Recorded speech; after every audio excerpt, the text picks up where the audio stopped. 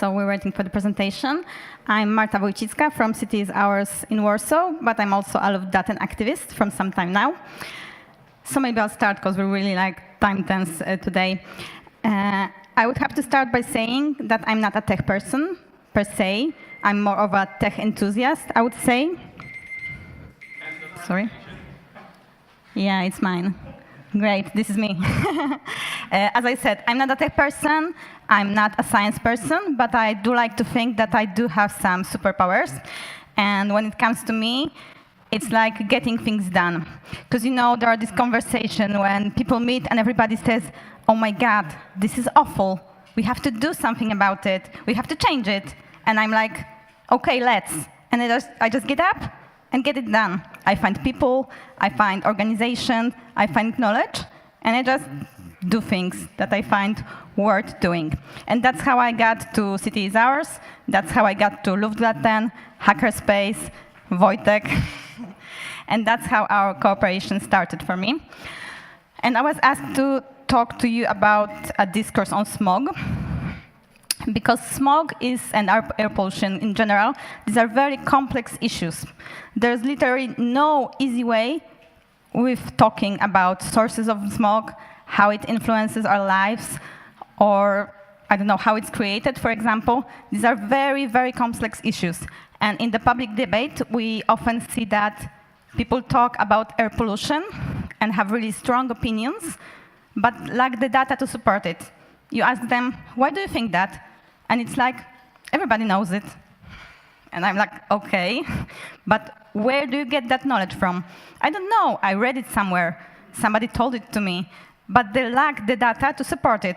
Or even if they have data, they cannot interpret it properly. Or they don't want to, because that happens also, especially with governmental data, as we all know. So I would like to say, what are the things that we do know about smog and that we agree on? And this is the slide. It's not much of it, as you can see. We have two things, I think, that what smog is, but only in general. Because when we go deeper in the kinds of smog, it gets complicated and it gets confusing. So we know that smog comes from a merge of the words smoke and fog, from London smog, of course.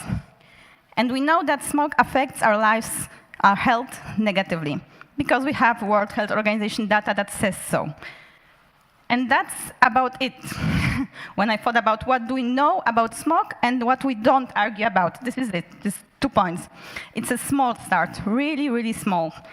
And the things that we don't agree on, I think these are this. So it's a long list, I would say. Because we get people who say, cars don't cause air pollution. OK, we have people who say smog only occurs in winter. OK, we say, I don't know, is it industry? Is it Owens in housing, for example? But we lack the data to support our statements. This is a particularly interesting one.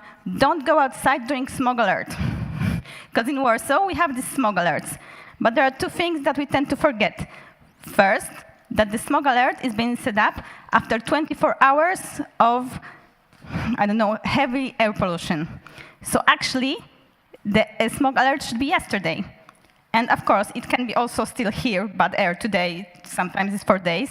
But it can also be dissolved. It can be blown away by the wind. So we have this smog alert, but we're not really sure that the smog is out there today. And the second thing is that our houses aren't air-proofed, aren't solid, aren't sealed. So the air from the outside comes inside. Of course, there are different techniques of building houses, different air conditioners and stuff, but most of the homes are not air-proofed, because we would suffocate. So is the air worse in our house or outside?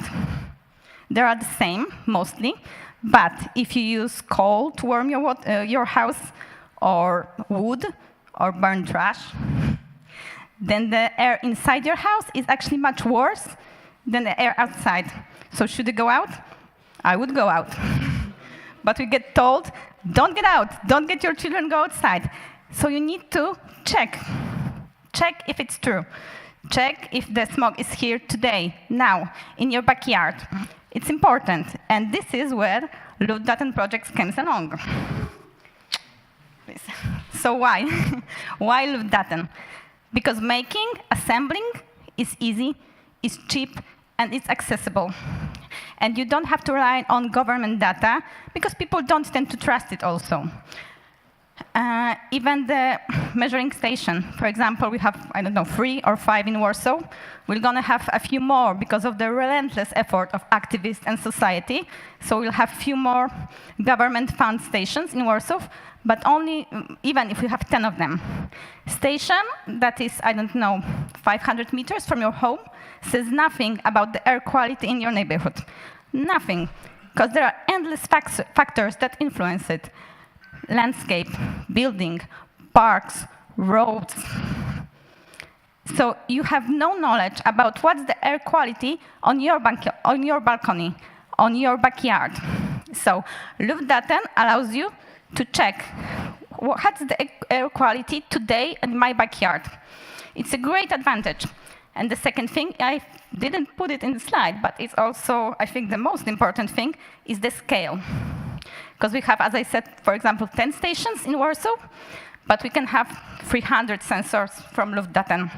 And even if the measuring aren't quite accurate, there's no perfect way of measuring air pollution.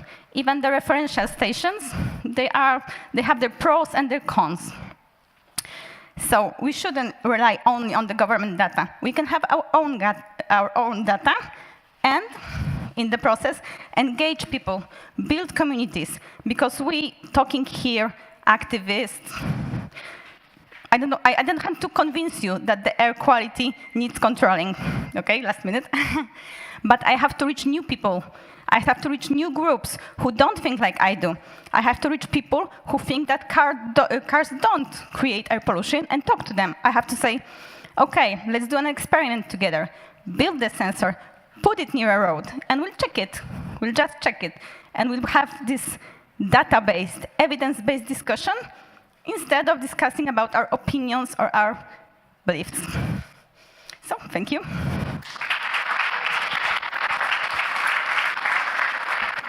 Feel free to reach me after the panel. Oh, yeah, definitely. Thank you, Marta.